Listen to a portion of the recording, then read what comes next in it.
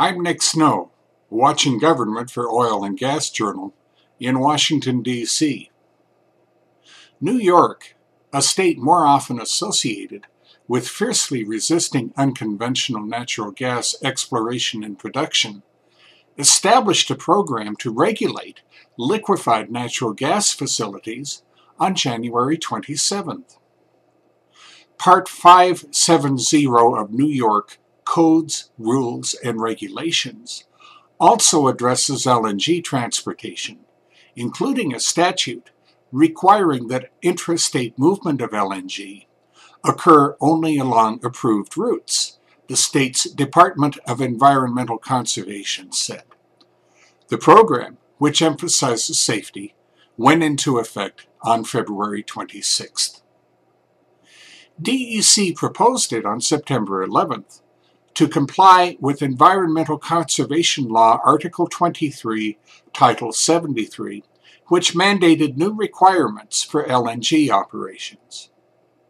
New York's legislature enacted a moratorium on siting of new LNG facilities, partly in response to a 1973 maintenance accident on Staten Island. It was lifted in April 1999, except for municipalities with populations of 1 million or more, but was extended every 2 years in the time since. It currently runs until April 1st, 2015. Natural Gas Vehicles for America, or NGV America, applauded New York's action. The state is the nation's third largest mover of freight, is the country's fourth largest fuel consumer, and is home to the Eastern Seaboard's biggest port, the Washington organization said on January 30th. It said construction of new LNG facilities in New York will help connect the Empire State to the rest of the Northeast and hasten adoption of LNG as a clean burning alternative fuel.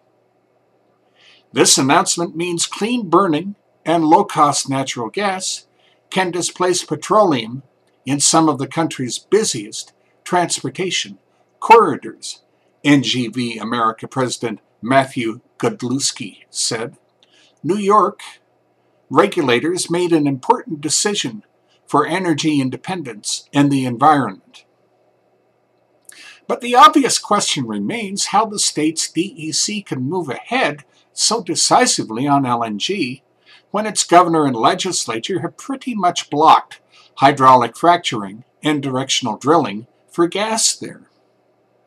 One possible answer is in DEC's explanation of responses to comments it received last fall, after publishing a proposed rulemaking on the LNG program on September 11th. The production of natural gas is outside the scope of this rulemaking, it said. Part 570 contains no provisions regarding the production of gas and focuses on the mandate in the LNG statute to promulgate an LNG regulation. It would result in less than a 1% increase in gas usage in the state.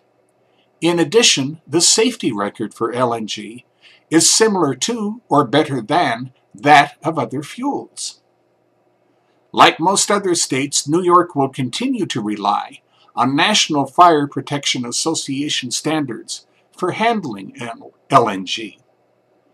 DEC said Part 570 will provide the nation's most comprehensive LNG management system because it also will require permits tailored for each facility. That's Watching Government for this week. In Washington, I'm Nick Snow for Oil and Gas Journal.